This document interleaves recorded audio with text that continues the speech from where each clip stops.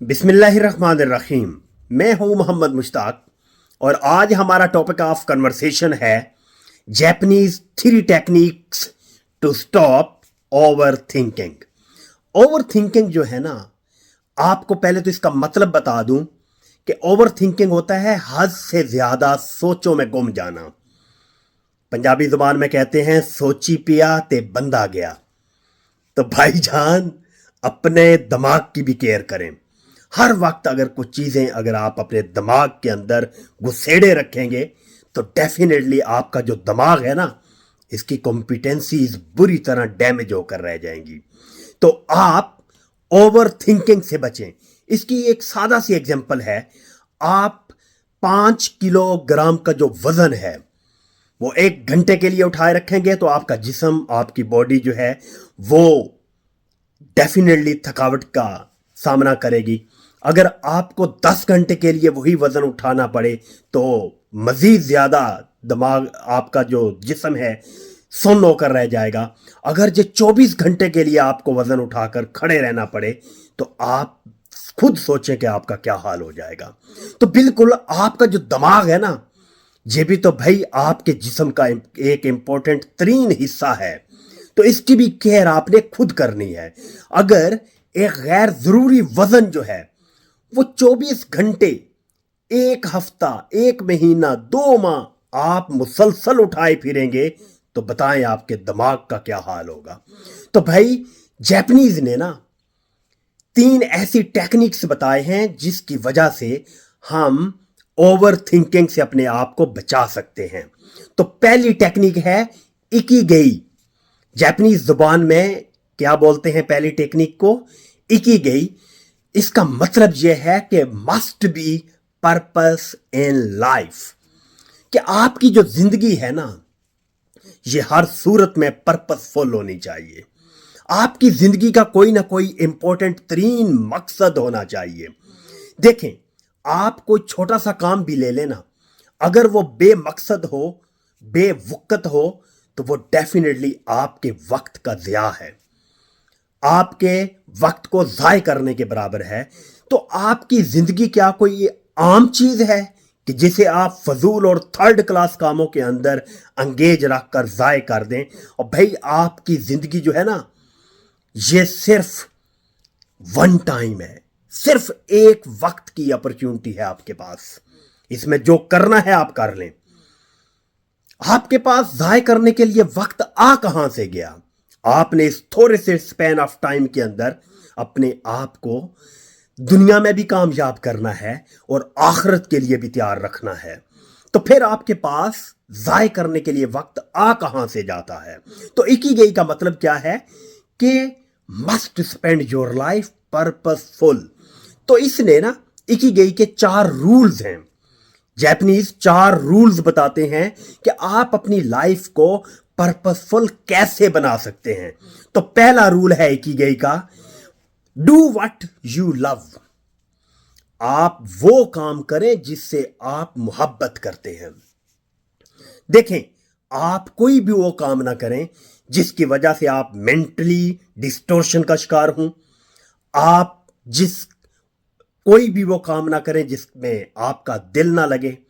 बेदिली के साथ किया गया जो काम होता है ना, वो बिल्कुल भी मजे का नहीं होता। बेशुमार मैंने एम्प्लॉइज ऐसे देखे हैं जो एक जॉब तो कर रहे होते हैं लेकिन वो करना नहीं चाहते। तो मैं उनसे स्पेशली रिक्वेस्ट करूंगा कि आप या तो जो आपके पास है उसके साथ दिल लगा लें, या फिर वो चीज अचीव करें जिसके साथ आप दिल लगाते हैं। लिहाजा अपना टाइम वेस्ट ना करें। तो इकिगई की दूसरा जो रूल है वो है do what you are good at. आप वो काम करें जो आपको सूट करता हो। आप उस काम में अपने आप को एंगेज रखें जो आपको अच्छा लगता हो, जो आप करते हुए बुरे ना लगें, आप वो काम करें। तो इकिगई का तीसरा रूल है do what the world needs. आप वो काम करें जिसकी दुनिया को जरूरत हो, ताकि आप यूजफुल हो दुनिया के लिए। देखें, अल्लाह रब्बुल इज्जत ने कोई भी चीज जो इस दुनिया में, इस कायनात में बनाई है ना, वो पर्पसफुल है। वो बेमकसद नहीं है, लेकिन हमें हमारा जो वक्त है उसको यूजफुल बनाने के लिए, उसको पर्पसफुल बनाने के लिए, अपनी लाइफ को पर्पसफुल बनाने के लिए हमें वो करना है जिसकी दुनिया को जरूरत हो। चौथे नंबर पर है do what you can be paid for. आप वो काम करें जिसकी वजह से आपको पे बैक हो, जो आपको फाइनेंशियली स्ट्रेंथन करे, जो आपके बैंक बैलेंस को इंप्रूव करे, जो आपकी फाइनेंशियल लाइफ को स्ट्रॉन्ग करे। तो भाई ये इकिगाई के जो 4 रूल्स है ना, ये हमें ये सिखाते हैं कि हमें अपनी जिंदगी पर्पसफुल बामकसद कैसे गुजारनी है। तो ओवर थिंकिंग को स्टॉप करने के लिए जापानीज जो दूसरा रूल बताते हैं वो है कीजन। कीजन का मतलब है focusing on small improvement every day, कि अपने आप के अंदर इंप्रूवमेंट्स लाने के लिए ना छोटी छोटी इंप्रूवमेंट की तरफ तवज्जो दें। रोजाना डेली बेसिस पे अपने आप को, बेशक 1% आप अपने आप को ठीक कर सकते हैं तो करें डेली बेसिस पे। आपकी इंप्रूवमेंट का जो सफर है ना वो रुकना नहीं चाहिए, वो कंटिन्यूअसली जारी रहना चाहिए। उसके अंदर में आपके जो इंप्रूवमेंट का सफर है वो डिस्ट्रैक्ट नहीं होना चाहिए। उसमें किसी किस्म की डिस्ट्रैक्शंस अगर आएंगी तो डेफिनेटली आप इंप्रूवमेंट से दूर चले जाएंगे। तो आप ये ना कंसीडर करें कि मेरे अंदर रातों रात तब्दीली आ जाए, तो भाई ये नहीं हो सकता। क्यों? कि जो रेवोल्यूशंस होते हैं, जो चेंजिंग्स होती हैं, वो विद इन अ नाइट नहीं होती, बल्कि ये ग्रेजुअली होती हैं। चेंज का जो अमल है ना ये ग्रेजुअली होता है। तो आप बिल्कुल भी ये कंसीडर ना करें कि आप as soon as possible change कर लेंगे अपने आप को। तो तीसरा रूल जो जापानीज हमें बताते हैं वो है शोशिन। शोशिन का मतलब है approaching the things with beginners mindset. Japanese इस चीज के ऊपर बिलीव रखते हैं कि अगर आप स्टेप बाय स्टेप छोटे बिगिनर्स माइंडसेट के साथ चीजों को लर्न करने की कोशिश करते हैं तो अल्टीमेटली आप बेहतरीन सक्सेसफुल पर्सन बन सकते हैं। फॉर एग्जाम्पल, अगर एक शख्स यह कंसीडर करता हो कि मुझे तो सब कुछ पता है, उसने अपने दिमाग को यह पैगाम दे दिया कि मुझे तो सब कुछ पता है, तो भाई वो लर्न करेगा कैसे? इसकी मैं एक सादा सी एग्जांपल देता हूं।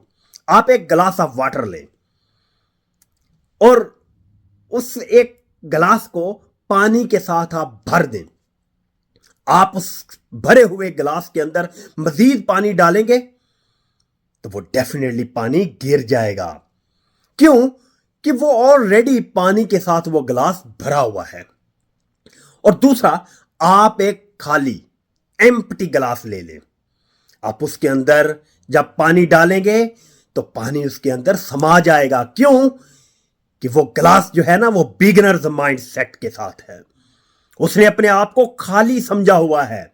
वो जब खाली है तो उसके अंदर मजीद पानी आया और उसके अंदर पानी समा गया।